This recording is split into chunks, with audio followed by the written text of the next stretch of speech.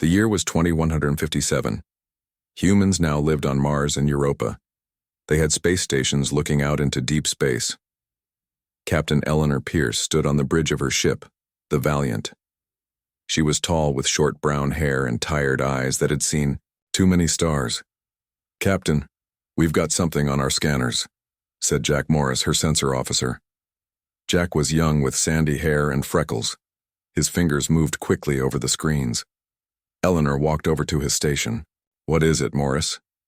"Not sure, ma'am. It's coming in from beyond Pluto, moving too straight to be natural." Eleanor looked at the reading. The object was moving at incredible speed, too fast for any human ship.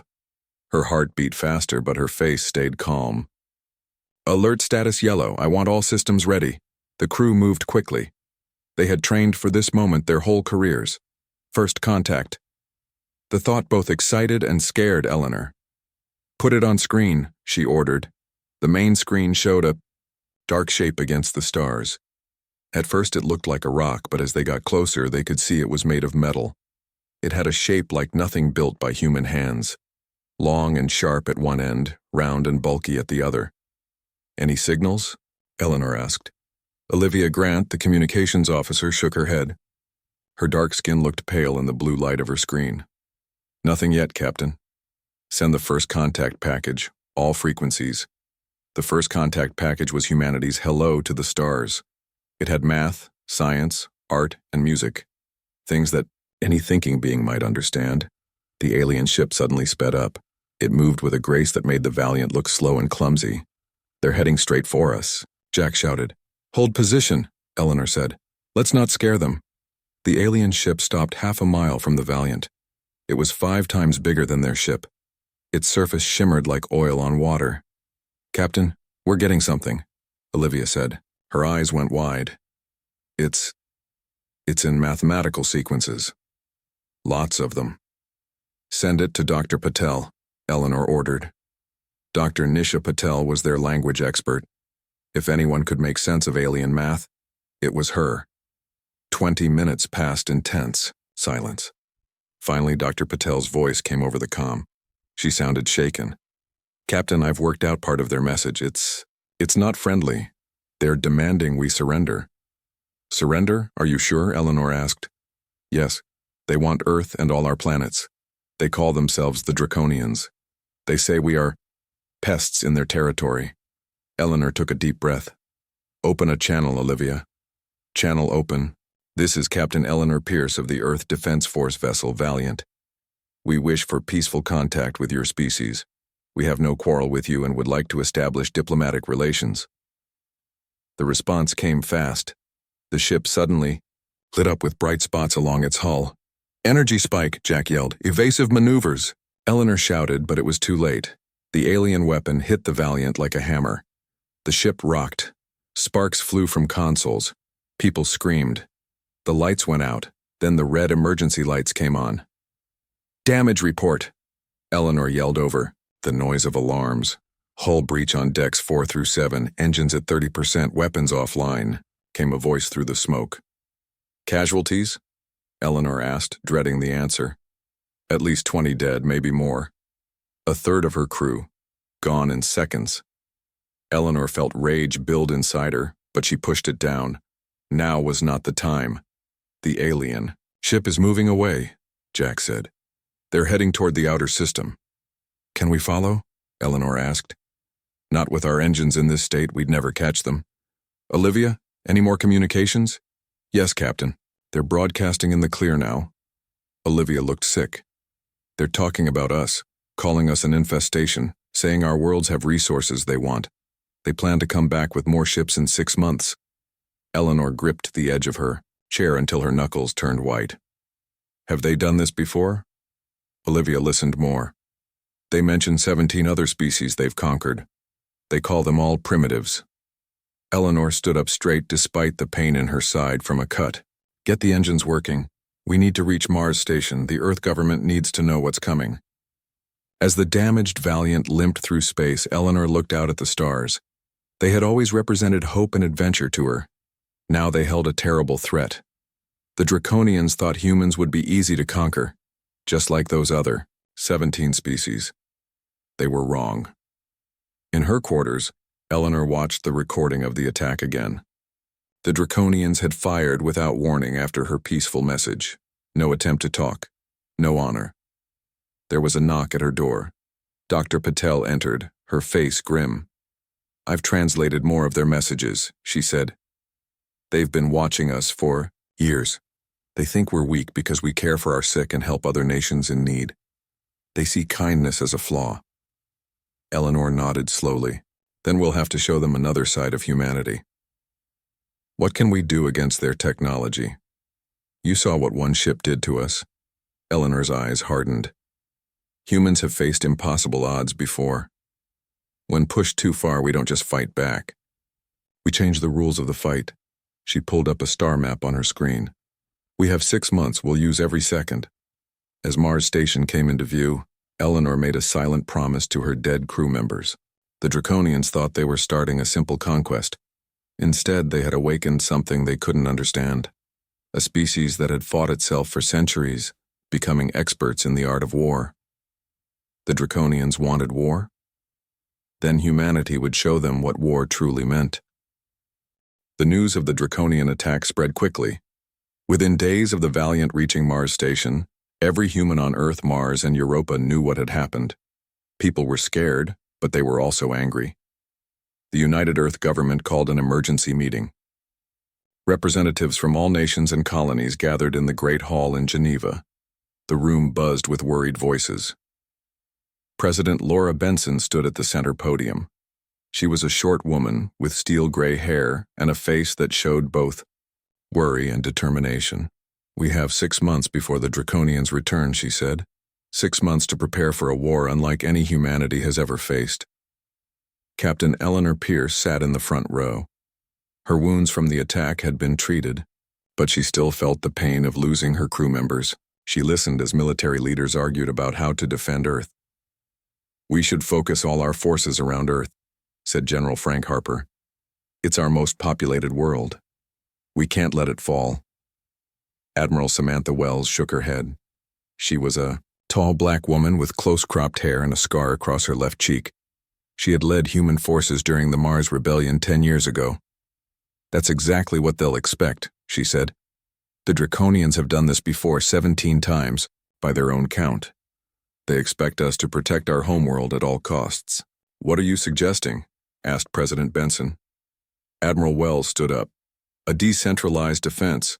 The Draconians don't understand humans. They think we only care about Earth. They don't understand our attachment to all our worlds and outposts." She walked to the holographic display in the center of the room and brought up a map of the solar system. "We make them think we're centering our defense around Earth, but our real strength will be hidden throughout the system. We can use the asteroid belt, the moons of Jupiter, the rings of Saturn. We turn the entire solar system into a battlefield." Eleanor felt a spark of hope for the first time since the attack. This was thinking the Draconians wouldn't expect. Dr. Alan Rodriguez stepped forward next. He was Earth's top expert on alien life.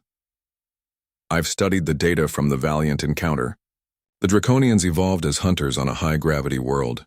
They're physically stronger than us. Their entire society is built around domination. They don't understand cooperation or peaceful coexistence." "So there's no chance for diplomacy?"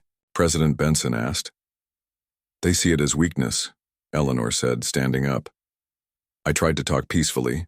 They opened fire without hesitation." Meanwhile, in a lab on Europa, engineer Kyle Winters was working day and night. He was a thin man with glasses and hands that never seemed to stop moving. His team had been given pieces of draconian technology recovered from the battle. "Look at this," Kyle said to his assistant, Maria Diaz. He pointed to a strange device that glowed with a blue light. "Their ships use quantum communication. It's faster and more secure than our radio systems." Maria frowned. "That gives them a huge advantage in battle." Kyle smiled for the first time in days. "Yes, but I found something else. Their quantum system is sensitive to specific radiation patterns. If we could generate those patterns, we could disrupt their communications," Maria finished. "They wouldn't be able to coordinate their ships." "Exactly, the plan that emerged. over the next weeks was called Scattered Hell. Mining stations throughout the asteroid belt were secretly converted into military bases. Weapons were hidden inside hollowed-out asteroids. Unmanned drones were built by the thousands. On the surface, it appeared that Earth was putting all its defenses around the homeworld. The Draconians would have spies watching. They needed to see what they expected to see. Eleanor was given command of a new ship, a stealth vessel called the Shadow. It was smaller than the Valiant, but faster and nearly invisible to sensors. Her mission would be to hide in the darkness of space and coordinate the real attack when the time came. "Are you sure about this plan?"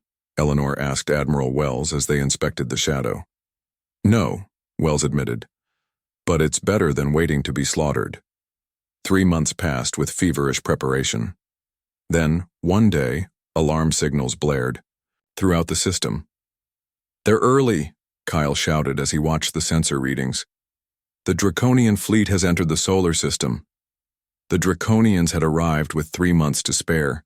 12 massive warships and dozens of smaller vessels moved past Neptune, heading straight for Earth. They had expected humans to need the full 6 months to prepare. They wanted to catch humanity off guard. The Earth Defense Fleet moved to intercept the Draconians near the moon. It looked like humanity was throwing everything they had at the invaders.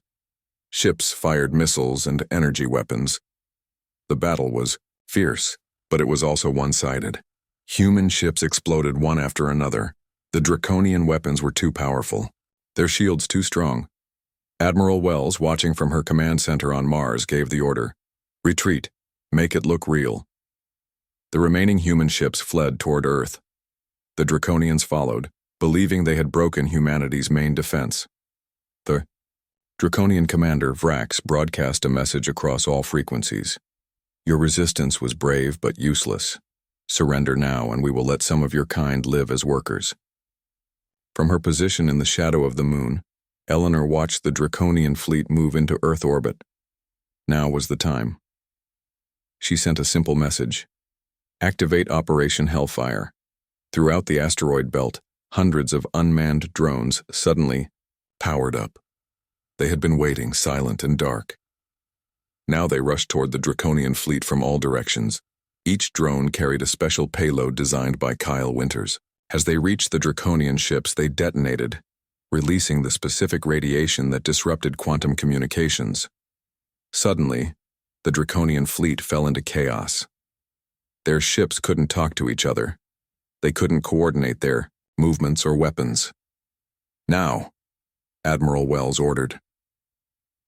From hidden bases throughout the solar system, the real human fleet appeared. Ships emerged from inside hollow asteroids. Weapon platforms rose from the surfaces of moons. Even the Earth fleet that had retreated was just a small part of humanity's true forces. They struck the confused Draconian vessels from all sides. 3 of the biggest Draconian ships exploded in the first minutes of the attack. The remaining Draconian ships tried to fight back, but without their communication systems, they couldn't work together.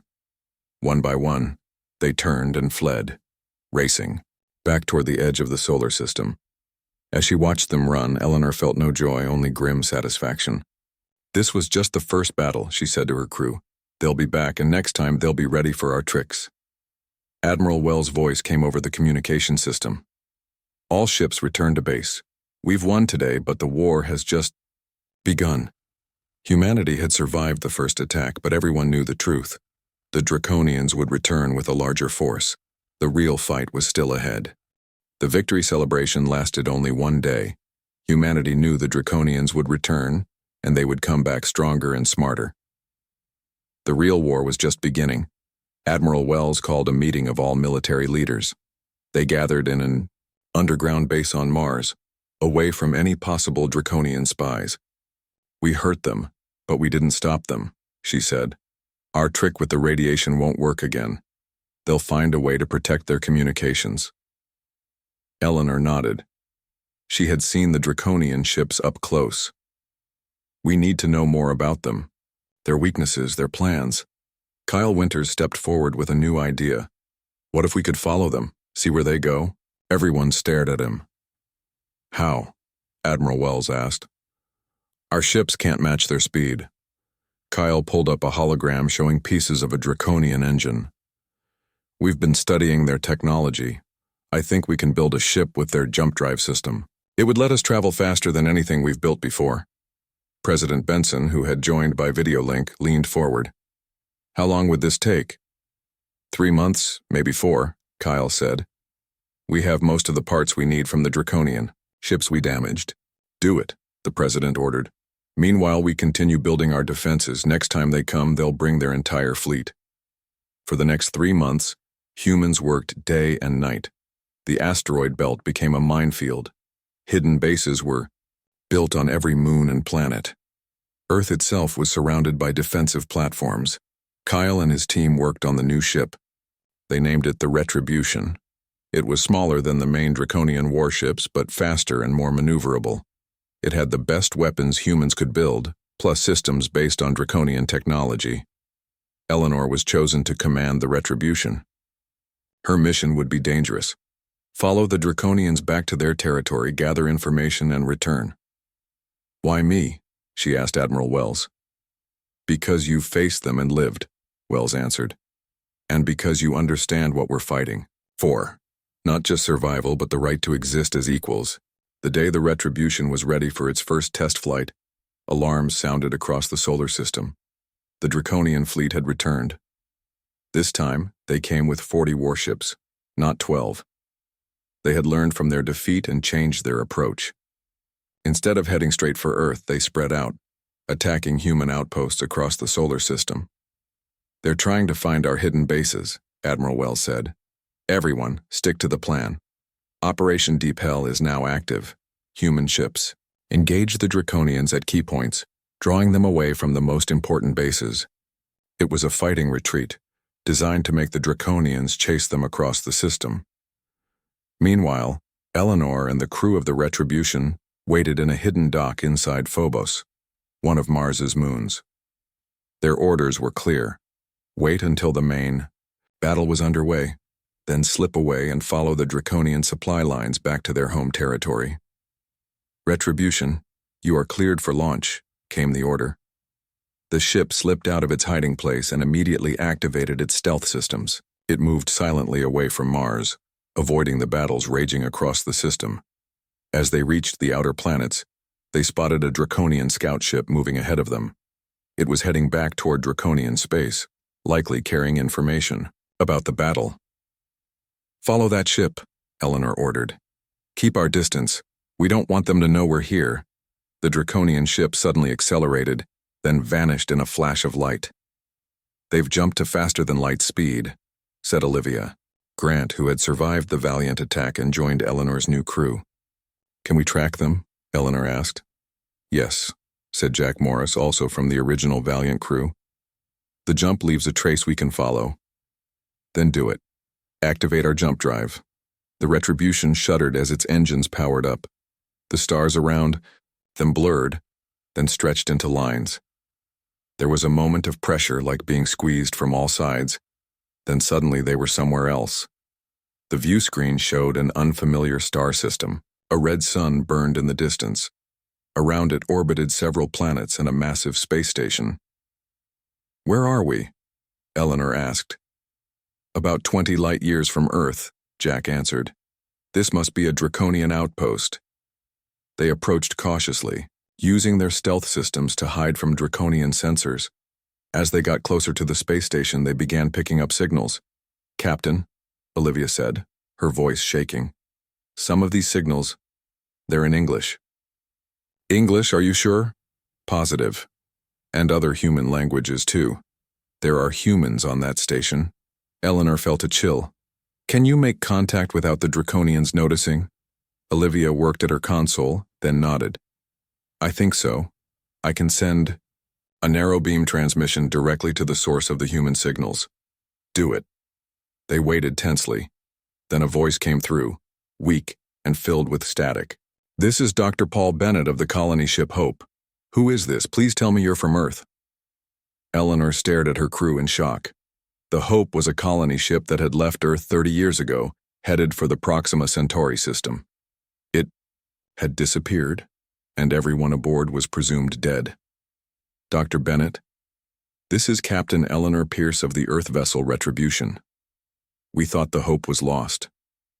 We were attacked, Bennett said, his voice becoming clearer as Olivia adjusted the signal. The Draconians captured us. They've been holding us here for years along with other species they've conquered. They use us for labor and experiments. How many humans are there? About 300 of us left. There were over 1,000 when we were captured. Eleanor felt cold anger rising inside her. We're going to get you out, Dr. Bennett. All of you. That's impossible. This station is heavily guarded. There are thousands of Draconian soldiers. Eleanor looked at her crew. They nodded, their faces showing the same determination she felt. Nothing is impossible for humans when we're pushed too far, she said. And the Draconians have pushed us beyond our limits. She turned to her tactical officer. Prepare a rescue plan. We're getting our people out of there. The mission had changed. They had come to gather information, but now they had a new purpose. Rescue the captured humans and strike a blow against the Draconians that they would never forget. As the Retribution moved into position, Eleanor thought about all the people who had died in this war so far. The crew of the Valiant, the defenders in the first battle, those who were fighting right now back in the solar system. The Draconians think they know war, she said quietly. They don't. But they're about to learn. Eleanor and her crew spent 2 days watching the Draconian space station. They needed to understand its defenses and routines before they could attempt a rescue. The station has a regular patrol pattern, Jack said, pointing to the sensor display. Every 6 hours, security ships circle the outer ring. There's a gap of about 15 minutes between patrols. What about inside? Eleanor asked. Dr. Bennett sent us a rough map, Olivia said. She pulled up a diagram on the main screen. The human prisoners are kept in this section here. There are other alien species in nearby sections. Eleanor studied the map. How many guards? At least 20 in the prison section alone. Hundreds more throughout the station. It seemed impossible. The Retribution had a crew of 30. Even with their advanced weapons, they couldn't fight hundreds of Draconian soldiers. We don't need to fight them all, Eleanor said finally. We just need to create enough confusion to get our people out. She outlined her plan. It was risky, but it might work if everything went perfectly. Jack, you'll take a small team and plant these devices. She held up several small black boxes Kyle had designed. They'll disrupt their communications, just like during the battle in our system. Once their systems are down, she continued, Olivia will lead the main rescue team. Get to the prison section, free our people, and get back to the ship. What about you, Captain? Jack asked. I'll be creating a distraction. Eleanor's face was grim. The Draconians need to learn that taking humans prisoner was a mistake. 6 hours later, the Retribution moved silently toward the station during the gap between patrol ships. They docked at an emergency airlock that wasn't being monitored. Remember, Eleanor said to her team, we have 40 minutes before the next patrol arrives. Be back here by then. The teams moved through the station like shadows. Jack's team placed the disruption devices at key points. Olivia's team headed for the prison section. Eleanor and 2 security officers moved toward the station's power core. Jack's voice came through the comm. Devices planted, ready to activate on your command. Do it, Eleanor ordered. The devices activated simultaneously. Throughout the station, lights flickered. Alarm systems went silent. Communication systems stopped working. In the prison section, Olivia's team encountered their first guards. The Draconians were tall, with scaly skin and 4 arms. They looked confused as their comm systems failed. The human team opened fire, using stun weapons that knocked the Draconians unconscious without killing them. They didn't want a bloodbath. They wanted a rescue. They reached the cells where the humans were kept. Dr. Bennett was waiting, his face thin and pale after years of captivity. We need to hurry, he said. And not just for us. There are others. Others? Olivia asked. Other species. The Draconians have been conquering worlds for centuries. Some of these prisoners have been here for generations. Olivia hesitated, then called Eleanor. Captain, there are other prisoners, non-humans. Dr. Bennett says we should free them too. There was a pause before Eleanor responded. Do it. Free everyone you can. We didn't come all this way to leave anyone behind. Meanwhile, Eleanor and her team reached the power core. They planted explosive charges set to detonate after they left. This will disable the station for weeks, she said, and send a message. As they turned to leave, they found their path blocked by 5 draconian soldiers. The largest one stepped forward. Humans, he hissed. You dare to attack us here? Eleanor raised her weapon. We dare a lot more than that. The fight was brief but intense. The draconians were stronger, but the humans were quicker and more desperate. When it was over, Eleanor had a deep cut on her arm, but all 5 draconians were down. Let's move, she ordered. Back to the ship. Across the station, chaos spread as cell doors opened. Hundreds of prisoners rushed out, overwhelming the confused guards. Most had been captives for so long that freedom seemed like a dream. Among them was a tall, blue-skinned alien named Zenlor. Unlike the others, he moved with purpose, helping organize the escape. When Olivia saw him directing other aliens, she approached him. Who are you? I am Zenlor, diplomatic envoy of the Atraxians, he replied in perfect English. We have been fighting the Draconians for centuries. They captured me during peace talks. Peace talks? The Draconians don't seem interested in peace. They are not. They see all other species as resources to be used or eliminated. Zenlor looked at the humans with interest. Your species is the first to actually strike back effectively. As they headed for the retribution, more aliens joined them. What had begun as a rescue mission for humans had become something much larger. Eleanor met them at the airlock. We need to leave now. The patrol ships will be back soon. She looked at the crowd of aliens with surprise. I didn't expect so many. Captain, Zenlor said, stepping forward. Your people have done something no one has done before. You've shown that the Draconians can be beaten. The retribution was designed for a crew of 30, not hundreds of refugees. But they made it work, cramming people into every available space. As they pulled away from the station, Eleanor activated the charges they had planted. The power core exploded, sending a shockwave through the station. It didn't destroy it completely, but it would be useless for a long time. Jump drive ready, Jack reported. Take us home, Eleanor ordered. As the ship prepared to jump, Zenlor approached Eleanor. The Draconians aren't invincible, he said. They've just never faced a species willing to truly fight back. Most civilizations they encounter try diplomacy, until it's too late. We tried diplomacy, Eleanor said. They chose war. And that was their mistake, Zenlor replied. My people have studied the Draconians for generations. They understand force, but they've never experienced true resistance. They've never met a species like humans who can be both civilized and fierce when threatened. The ship jumped, leaving the damaged station behind. They were taking more than rescued prisoners back to Earth. They were bringing hope and new allies. Back, in Earth's solar system, the battle was still raging. The Draconian fleet was pushing the human defenses to their limits. Admiral Wells had enacted the final phase of her strategy, but even she wasn't sure it would be enough. The war had reached its critical point. Everything would depend on what happened next. The retribution jumped back into Earth's solar system in the middle of chaos. The space around Mars was filled with explosions and debris as human ships fought against the much larger Draconian fleet. Get us to Earth, Eleanor ordered. We need to report what we found. As they flew through the battle zone, they saw that humanity was losing. The Draconian ships were pushing closer to Earth with each hour. Admiral Wells' plan was working, but not well enough against so many enemy ships. When they reached Earth orbit, President Benson called an emergency meeting. Military leaders, scientists, and now representatives from the alien species they had rescued all gathered together. Zenlor spoke first.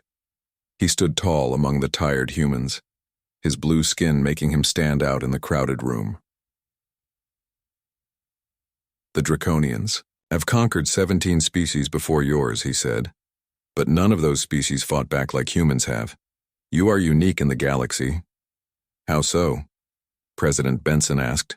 Most advanced civilizations evolve beyond their violent instincts. They become peaceful and cooperative. This is good for building societies, but bad for facing species like the Draconians. Zenlor looked at the humans around him with something like wonder.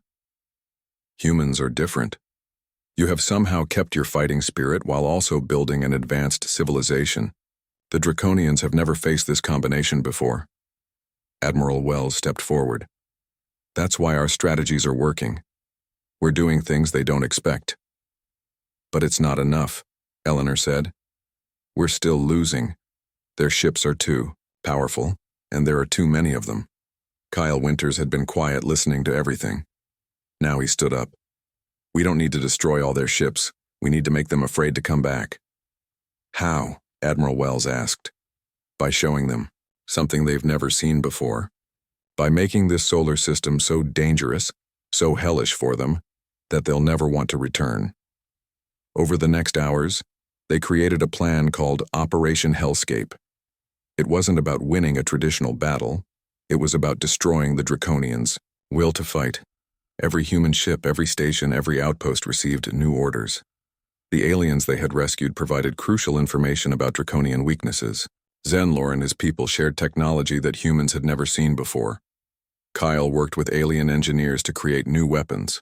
Nanites that could eat through Draconian ship hulls. Signals that could confuse their navigation systems. Viruses that could shut down their life support. This isn't just a fight for Earth anymore, President Benson told the United Forces. This is a fight for every species that wants to live free from Draconian control. 3 days later, the Draconian Supreme Commander sent a message to Earth. His face appeared on screens across the planet. He was large, with gray scales and yellow eyes that showed no emotion. Humans, he said, your resistance is impressive, but pointless. Surrender now, and we will allow some of you to live. Continue fighting, and we will destroy every human world and station. You have 6 hours to decide. President Benson didn't need 6 hours. She immediately sent a reply. On every frequency, in the Draconian language, you want war? Then welcome to hell. What followed wasn't a battle in the traditional sense. It was humanity unleashing every trick, every trap, every weapon they had prepared. The asteroid belt, which the Draconians thought was abandoned after the first battle, suddenly came alive with thousands of mines. When Draconian ships tried to move through it, they were caught in a field of nuclear explosions.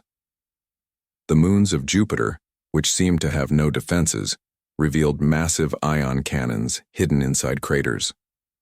They fired simultaneously, catching a group of Draconian warships in a crossfire they couldn't escape. The liberated alien species fought alongside humans. Each brought their own unique advantages. The Atraxians, with their advanced shield technology. The Moralians, with their ability to hack into Draconian computers. The Zinthi, with their special weapons that could penetrate Draconian armor.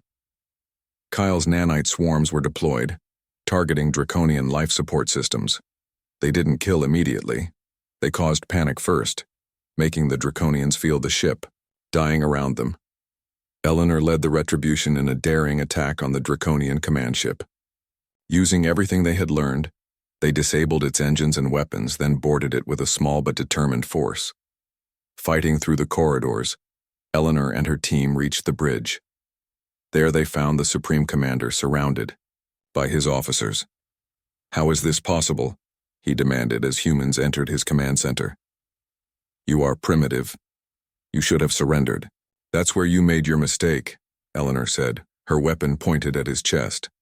Humans don't surrender when our survival is at stake. We fight harder.